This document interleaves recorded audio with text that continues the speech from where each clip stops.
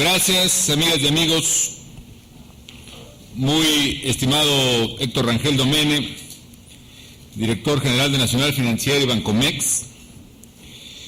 Muy apreciables presidentes y consejeros de los consejos consultivos de Nacional Financiera, de Banco Nacional de Comercio Exterior. Muy distinguidos representantes del sector empresarial y financiero.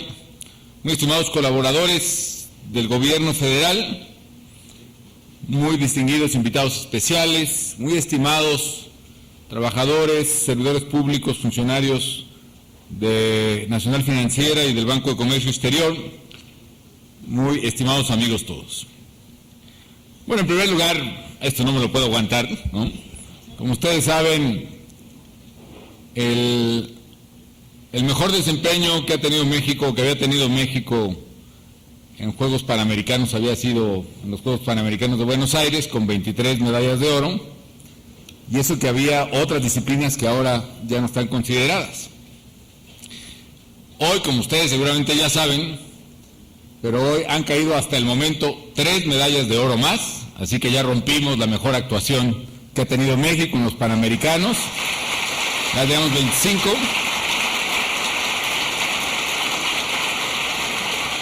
Y la verdad a mí me da mucho gusto. Y como dijo el Tri, y las que faltan todavía, porque hoy siguen clavados, judo y varias cosas que creo que nos va a ir muy bien. Estoy contento por eso, amigas y amigos, no solo por el desempeño de nuestros atletas, que la verdad se están quitando muchas telarañas que a veces nos ponemos los mexicanos y que nos convierten en nuestros peores enemigos de nuestro éxito, sino también porque los panamericanos están poniendo a México en una perspectiva mundial distinta, donde creo que siempre debe estar. También me da mucho gusto, amigas y amigos, estar hoy en esta comida, porque se cumplen 10 años de los consejos consultivos de NAFIN y de Bancomex. Y se trata de varias cosas que quiero resaltar. Primero, de las instituciones en sí mismas. Son 2 instituciones muy queridas por los mexicanos, muy importantes para México, y que estaban en peligro.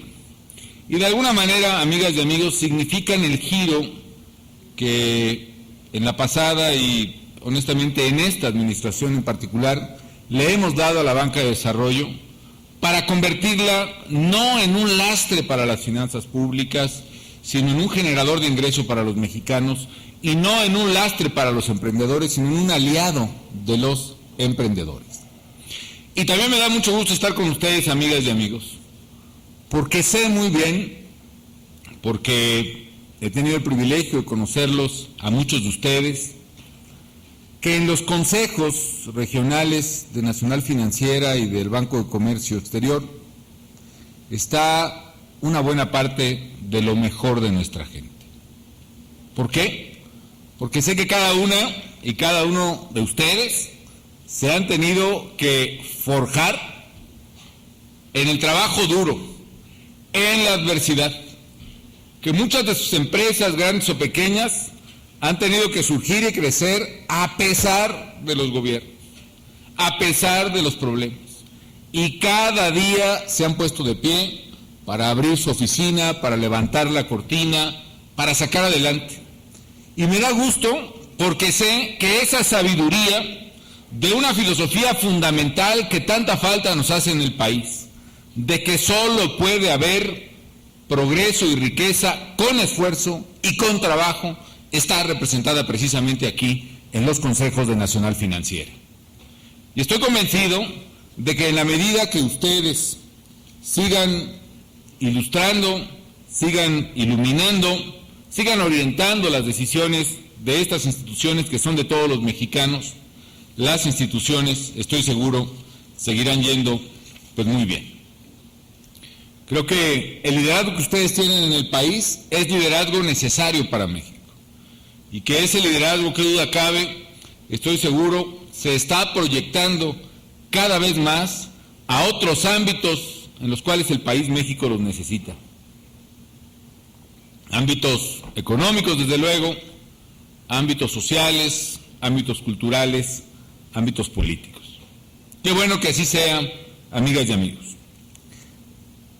Me quedo con varios comentarios de los que dijo Héctor Rangel hace un momento.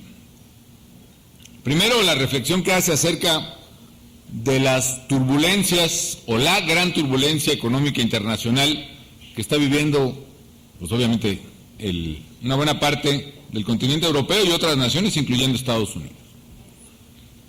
Y me recuerda mucho, en toda proporción guardada, lo que le ocurrió a nuestras economías latinoamericanas por allá en los años 70 y 80. Es decir, si yo les platicara que hubo países cuyos gobiernos, de manera irresponsable, gastaron permanentemente mucho más de lo que recibían, que llevaron sus economías a déficits públicos inmanejables, que insistentemente decían, no, eso de guardar los déficits en proporciones pequeñas es un mito, hay que empujar la economía a través del gasto público, y que luego llegó un buen día en que nadie creyó que pudieran pagar su deuda, lo cual era cierto, y entonces quebraron prácticamente, su deuda se volvió inviable y causaron un enorme trastorno, no solo en su región,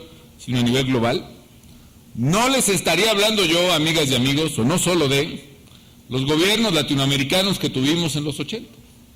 Estamos hablando de muchos de los gobiernos, de algunos de los más importantes de gobiernos europeos de hoy, el 2011 o la primera década del siglo XX.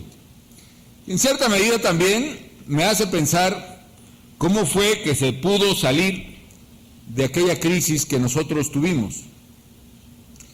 Y tuvo que haber quitas importantes que tuvieron que cargar en parte los acreedores, o por el error, por la irresponsabilidad también, en prestar, como se dice técnicamente, a lo loco, con tal de obtener rentas fáciles, sin tener el cuidado que debe tener por siempre un banco, de ver precisamente la calidad crediticia del acreditado. Y tienen además, amigas y amigos, el hecho de que tiene que asumirse una responsabilidad por parte de esos acreedores. Y tienen que diseñarse además programas de ajuste que curen ese mal endémico de la demagogia financiera de los gobiernos que gastan mucho más de lo que pueden recaudar. Y entender también que en esta sociedad global es fundamental no solo que funcionen instituciones financieras adecuadas, sino que además haya responsabilidad en el manejo de las economías nacionales. Esta mañana, por cierto, aparentemente se llegó a un principio de acuerdo en el cual se reconoce que hay que tomar una quita sustancial, por ejemplo, de la deuda griega, casi el 50%, y que tiene que haber un arreglo institucional para que finalmente se distribuyan, esperemos que equitativamente, los costos de ese gran desorden económico que haya ocurrido. Ya reaccionaron las bolsas, a México no le fue mal, llegó a estar 3% arriba, debe haber cerrado como 2,5%, bajó también el dólar, en fin, pasó con otras bolsas. A lo mejor el día de mañana viene otra noticia, y como bien dicen, el diablo está en los detalles, pues hasta que el diablo no se aparezca bien, sabremos si hay solución o no. Yo voy a ir a Francia la semana que entra al G20. Pero mientras eso ocurre en el mundo, amigas y amigos, ¿cuál es la lección que debemos asumir los mexicanos a mi juicio? Pues básicamente, amigas y amigos, es no tropezar con la misma piedra, no caernos en el mismo bache, no solo en el que están cayendo estas economías, que son mucho más ricas, mucho más poderosas. No estoy hablando solo de Grecia y su nivel de desarrollo que llegó a tener, estoy hablando de Italia, estoy hablando de Portugal, estoy hablando de España, de la misma Francia. Sino también, amigas y amigos, no tropezar con la piedra que ya tropezamos nosotros. A veces damos por regalado, damos por hecho que los problemas que hemos sufrido no existieron o no van a volver a venir. Sí es posible volverlos a sufrir. Y sí es posible, amigas y amigos, que evitemos caer en los problemas que tanto le costaron a México y a otros países. Recordarán ustedes que a esa década de los 80 se les llamó la década perdida, pues porque no hicimos absolutamente nada, porque tuvimos que pagar todo ese desenfreno de muchos años atrás. ¿Qué es entonces lo que creo que debemos hacer nosotros? Pues varias cosas. Primero, no cometer los errores que sabemos se pagan muy caro, y por lo mismo hay que mantener las finanzas públicas en orden. Y hay que hacerlo siendo muy responsable en el manejo de las mismas. Y nosotros en el gobierno hemos tratado de hacer eso. Sí lleva a México, y es una gran ventaja que tiene el país, varias administraciones corrigiendo finanzas públicas. Y en el caso nuestro hemos puesto nuestra parte con el fortalecimiento de ingresos públicos. Se han implementado reformas importantes que tienen que ver con las finanzas nacionales. Y no me refiero solo a las hacendarias que se han hecho y que han permitido reducir, aunque sea en parte, la enorme dependencia de ingresos petroleros, sino que han ampliado la base de contribuyentes a cifras verdaderamente sin precedentes.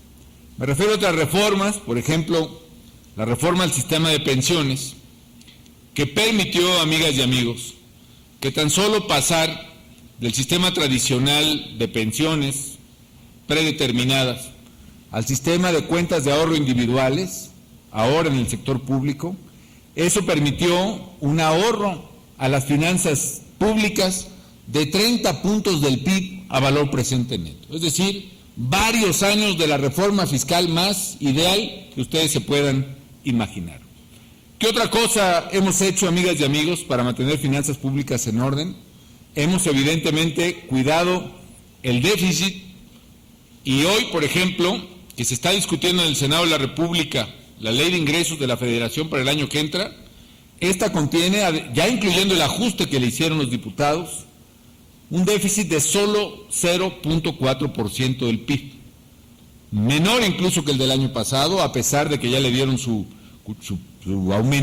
aumento ahí en la Cámara, y es un déficit manejable para México, incluso ya considerando todas las inversiones que Pemex hace y que por ley no se consideran en ese déficit, llegaríamos a no más del 2,5% del PIB. Si ustedes lo comparan con más del 10% de déficit, 14% que llegó a tener Grecia, con el 6, casi 7% de déficit promedio de los países de la OCDE, el de México es bastante razonable.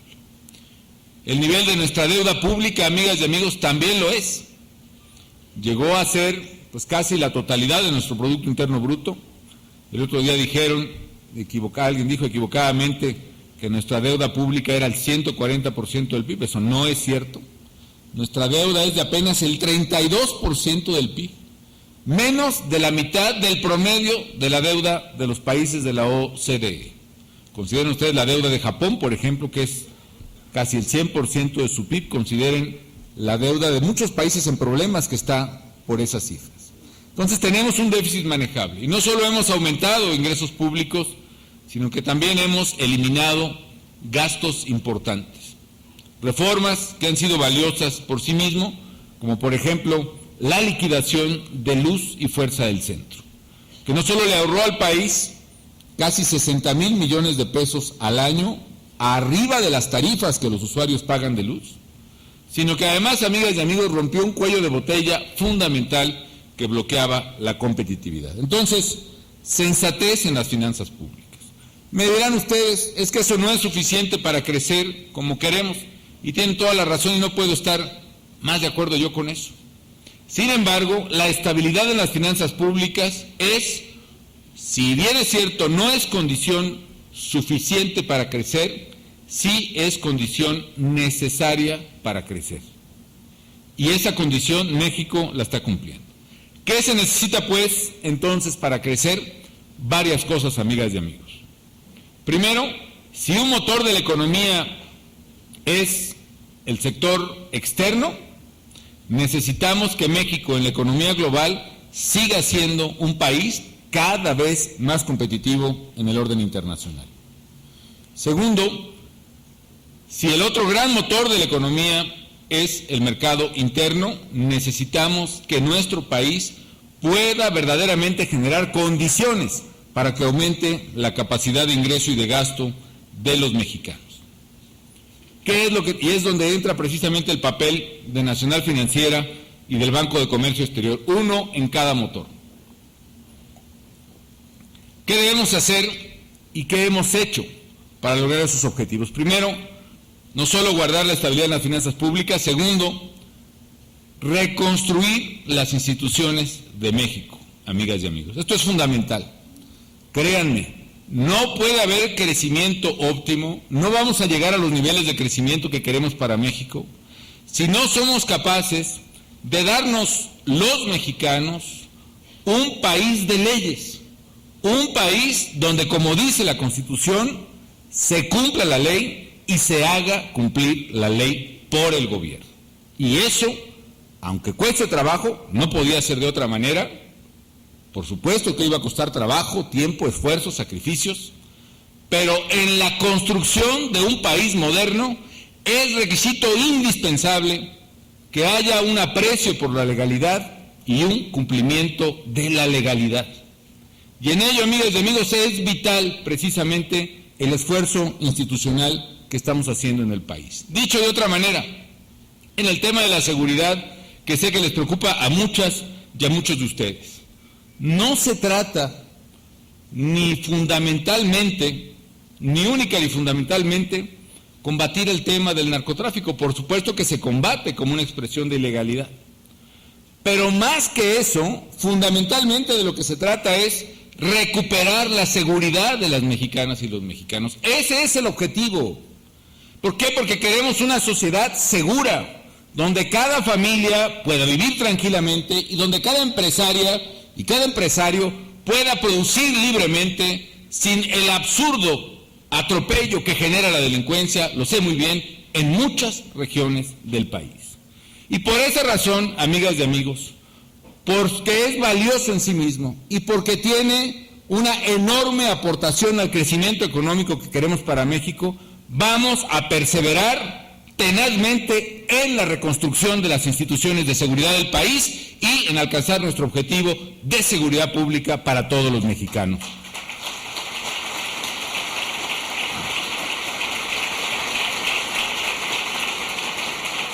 ¿Qué necesitamos? Para ello, básicamente, tres cosas medulares que estamos poniendo en práctica. Primero, aunque a los extranjeros les suene muy raro, aquí tenemos que reiterarlo una y otra vez, pues tenemos que combatir a los criminales. ¿Y por qué lo reiteramos? Porque ya saben que hay mucha gente que cuestiona que el gobierno tenga que combatir a los criminales, ¿no? Que parten de la premisa de que eso es un error. Pues por supuesto que hay que combatir a los criminales, y con todo. ¿Y cuánto tiempo hay que combatir a los criminales mientras los criminales estén dando lata y estén metiéndose con la gente? Por supuesto que sí. Lo que no podemos tolerar, amigas y amigos, es esta impunidad cínica de criminales que van por nuestras carreteras o nuestras calles, armados hasta los dientes, y apoderándose de la confianza de toda la gente. Es decir, apoderándose del miedo y sembrando miedo en nuestras calles. ¿No es suficiente eso? Por supuesto que no. Segundo, ¿qué tenemos que hacer? Tenemos que reconstruir nuestras instituciones. Y en esto, tener policías confiables, ministerios públicos confiables, jueces confiables, policías eficaces, es fundamental para el éxito de esta empresa, que es un México seguro y un país de leyes. De manera que este segundo elemento, construir una nueva institucionalidad en materia de seguridad y justicia, es medular. Y si a mí me preguntan concretamente, es que ¿cuánto tiempo tienen que seguir las fuerzas federales apoyando problemas de inseguridad en regiones específicas? La Policía Federal, el Ejército y la Marina. ¿Cuánto tiempo tiene que estar en Chihuahua? ¿O cuánto tiempo tiene que estar en Monterrey o en Tamaulipas? ¿O ahora en Veracruz o en Guerrero? ¿O en La Laguna? Yo digo, amigas y amigos, el tiempo que tiene que estar es el que se necesite para que ahí se construyan nuevas instituciones policíacas y ministeriales. ¿Por qué razón? Porque la presencia de las fuerzas federales sí inhibe la acción de los delincuentes. Pero nunca se va a poder completar ese ciclo si localmente no hay instituciones sólidas que permitan verdaderamente reconstruir y enfrentar localmente a los criminales. Les pongo un ejemplo. La Policía Federal, que la hemos construido prácticamente de la nada, es decir, de lo que había, que era más o menos unos 4,000 policías de caminos con un grado de corrupción enorme, a una policía que ahora cuenta con más de 36,000 elementos, la mayoría jóvenes, graduados universitarios, gente con una mística distinta, pues se integra por estos 36,000. Sin embargo, si ustedes suman las policías locales y municipales del país, estamos hablando de 430,000 elementos.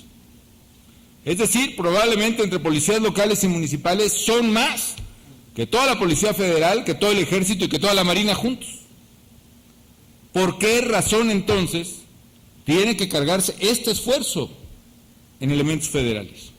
Porque se necesita, amigas y amigos, limpiar la casa, ponerla en orden y contar en cada rincón del país, llámese Tijuana, Juárez, Monterrey, Veracruz, Acapulco, Torreón, donde sea, ahí tiene que haber gente confiable que esté sirviendo a la ciudadanía. Y no como ocurre en muchos casos, gente que está más bien al servicio de criminales. Esa es la verdad. Y el tercer paso, amigas y amigos, es tener un tejido social donde no se fermente, como ocurre ahora en México, la criminalidad. Es decir, un tejido social que por una parte genere oportunidades para los muchachos, de trabajo, de educación, de esparcimiento, y por la otra reconstruya los valores de familia, de respeto a sí mismo, de respeto a los demás, de trabajo, que son característicos de la sociedad mexicana y que, qué duda cabe, también se han perdido mucho con el tiempo. ¿Qué les puedo decir yo de este esfuerzo? Que miren, esta estrategia, enfrentar a los criminales, construir nuevas instituciones y reconstruir el tejido social, es una estrategia que está en marcha y que va avanzando. Y yo sé que en muchos de sus lugares es una preocupación ahora el tema de la seguridad grave y fundada. Pero también les puedo decir con absoluta certeza que de perseverar en este esfuerzo, en la medida en que vayamos arrojando esas nuevas policías, esas nuevas procuradurías, confiables, verificadas, con control de confianza, mejor armadas, mejor pagadas, en esa misma medida, amigas y amigos, hoy lo que es un gran pasivo de México, que es no tener instituciones confiables de seguridad, se va a volver un gran activo de la nación en el futuro. Y México, eso sí, ténganlo por seguro, estoy absolutamente cierto, México recuperará y profundizará los niveles de seguridad y los niveles de certeza para las familias que nunca debió perder. Por eso en eso hay que perseverar y nosotros vamos a perseverar hasta el último día del mandato de este gobierno. ¿Qué más necesitamos hacer? Competitividad. Y es un poco lo que hemos hecho. El desarrollo del mercado, el desarrollo de México en los mercados internacionales. ¿Y qué hemos hecho ahí? Hacer que los productos mexicanos sean cada día mejores y cada día más baratos. ¿Qué hemos hecho para ello? Primero, ¿qué factores han incidido en la competitividad? La desregulación. Hemos eliminado 16,000 normas, reglas, circulares, oficios, requisitos, pedimentos que estaban bloqueando, por lo menos a nivel federal, la actividad económica. Segundo, hemos también reducido aranceles. ¿Por qué razón? Porque México es un gran competidor de cancha grande. Yo pongo el ejemplo ahora de los muchachos de los Panamericanos. Si estos muchachos nunca se hubieran fogueado en competencias internacionales, seguramente no hubieran sacado las medallas que están sacando. Lo mismo pienso para los productos mexicanos. Si no estuvieran fogueados en los mercados internacionales, nunca tendrían México la enorme fortaleza que tiene hoy en sus exportaciones, particularmente de manufactura. Hay muchos datos que han revelado que México está avanzando precisamente en competitividad. ¿Qué más hacemos? Lo que hace nuestra banca de desarrollo para apoyar precisamente a quienes exportan, el Banco de Comercio Exterior, y para apoyar el mercado interno y las pequeñas y medianas empresas nacional financiera. Ya Héctor Rangel ha sido muy claro y muy contundente en lo mucho que se ha avanzado en AFIN y que hay que seguir avanzando. No puedo agregar más ahí. Simplemente llévense este dato, que en esta administración el crédito a las pequeñas y medianas empresas se ha multiplicado por 5 y que todo el crédito de cada peso que da toda la banca en el país a cualquier empresa, todos los bancos juntos, 1 de cada 2 pesos está garantizado precisamente por Nacional Financiera. De ese tamaño es el esfuerzo del gobierno por apoyar a las pymes. Y no es todo. El abrir las compras del gobierno a pequeñas y medianas empresas le está dando un gran impulso también a nuestra economía. ¿Qué más estamos haciendo para elevar la competitividad del país? Invertir en la gente, invertir en las personas. Yo he enfatizado mucho el logro, también un logro extraordinario, lo que sea cada quien, que hemos alcanzado en materia de salud. El haber aumentado la cobertura de salud de 45 millones de mexicanos que tenían servicio y seguro médico en el 2000 a 103 millones de mexicanos hoy, implica realmente un esfuerzo de política social que no se había visto en México y que no se ha visto, por lo menos igual, en otros países en desarrollo. Incluso países desarrollados como el propio Estados Unidos aún no llegan al nivel de cobertura que nosotros estamos alcanzando, casi universal ya, en materia de salud. Y lo otro, lo que invertimos en las personas también, que es en educación. Miren los datos que le prestamos poca atención a veces, los datos de educación media superior y superior. En materia de educación superior, en lo que me ha tocado el presidente, hemos fundado 96 nuevas universidades, públicas y gratuitas. Y hemos ampliado 50 campus en otro tanto de universidades más. Y a nivel de bachillerato, particularmente técnicos, se han creado y están operando 985 nuevos bachilleratos, casi 1000 bachilleratos. Eso que arroja, por ejemplo, no solo más espacio para los muchachos para salir adelante y prosperar, sino también, ojo, una gran competitividad para las empresas. ¿Por qué razón? Porque la Fiat, que estaba mencionando Héctor Rangel, sabe que se viene aquí a México, a Toluca, a Coahuila, etcétera, porque ahí va a encontrar ingenieros mexicanos o técnicos mexicanos altamente preparados. Y lo mismo Braskem, que trae inversiones de 3,000 millones de dólares tan solo en petroquímica, sabe que hay ingenieros mexicanos que pueden sacar adelante ese tema. O la industria aeroespacial, por ejemplo, donde ya ingenieros mexicanos están diseñando el avión de el motor de General Electric que va a volar el Airbus 380, el avión más grande del mundo. Todo eso, amigas y amigos, le está dando competitividad al país. Precisamente almorcé hace unos días con el Consejo Directivo de Braskem, de Brasil, y ellos señalaban esta preocupación allá de que tienen un faltante que están, a pesar de que están graduándose en Brasil, 46,000 ingenieros cada año. En México, amigas y amigos, teniendo mucho menos población que Brasil, ya hoy se están graduando casi 100,000 ingenieros cada año. Más de 90,000 ingenieros per se. Y si agregamos los técnicos, de nivel técnico, estamos hablando de más de 120,000.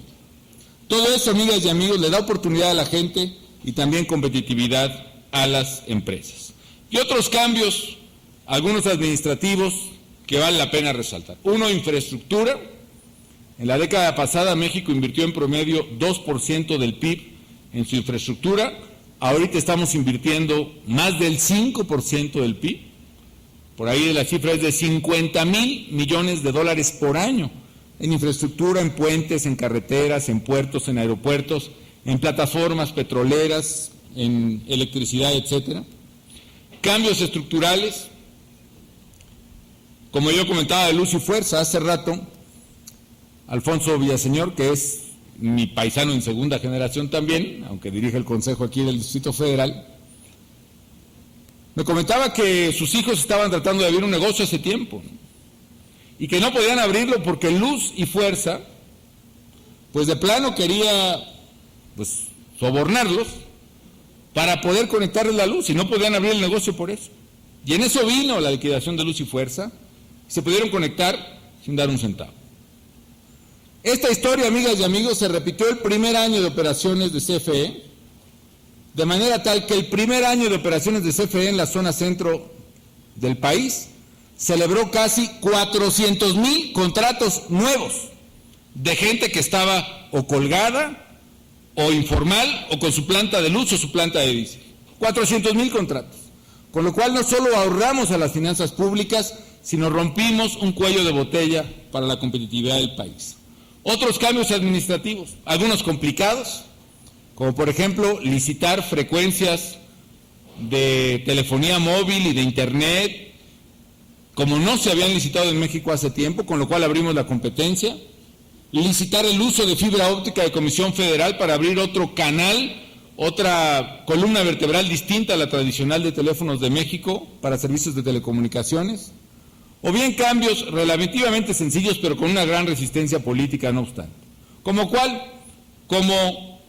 a sabiendas de que dos instituciones crediticias de desarrollo dedicadas a las empresas en una economía global cada vez son más parecidas, no había necesidad de tener dos aparatos enormes y costosos en instituciones financieras. Y si bien es cierto, hay que hacer una serie de procesos legislativos que ya propusimos y que no ha aprobado el Congreso para poder tener un solo back office, como se dice, un solo respaldo en las instituciones de banca de desarrollo dedicadas a la empresa, pues una reforma tan sencilla como poner un solo director para las dos instituciones nos funciona, y las dos instituciones ahora son más sanas, generan utilidades y están quintuplicando el crédito al país. Ese tipo de cosas, amigas y amigos, están haciendo que la economía mexicana sí se esté transformando y sí se esté poniendo en la ruta del desarrollo. Yo quiero terminar, amigas y amigos, diciéndoles que me siento muy contento de estar hoy en esta reunión, en este 10º aniversario de los consejos de Nacional Financiera y del Banco de Comercio Exterior. Que les reitero no solo mi admiración personal por lo que ustedes son y por lo que hacen, y mi gratitud como presidente de México por el servicio que le prestan a los mexicanos a través de los consejos, sino también mi convicción bien firme, ténganlo claro, de que en estos 5 años que cumpliré el 1 de diciembre como presidente de México, he refrendado mi convicción de que los problemas de México no solo tienen solución, sino que está México en la ruta correcta para resolver esos problemas y para ser la nación próspera, fuerte, segura, competitiva, limpia, que está llamada a ser. Ese México, amigas y amigos, que todos anhelamos, que todos queremos, por muy complejas que sean las coyunturas que ahora tenemos, ese México vendrá, no tengo la menor duda, y vendrá en la medida en que sigamos por ese camino, en que perseveremos en ese esfuerzo y en que no cedamos a la tentación de detenernos o de dar marcha para atrás. Para atrás en seguridad, en cambio, en competitividad, ni para tomar vuelo. Necesitamos seguir y perseverar hasta que ese México tenga lugar. Yo quiero felicitarlos también, particularmente a Héctor Rangel Domene, por el enorme esfuerzo que ha hecho para llevar por buen camino a Nacional Financiera y al Banco de Comercio Exterior, y decirles a todos ustedes, amigas y amigos, que aquí tienen a su banca de desarrollo, aquí tienen a la banca de desarrollo mexicana, que hoy más que nunca se ha convertido en una poderosa aliada de las pequeñas y medianas empresas de México, que son el alma y el corazón de la economía nacional. Enhorabuena y muchas felicidades a todos ustedes. Muchas gracias.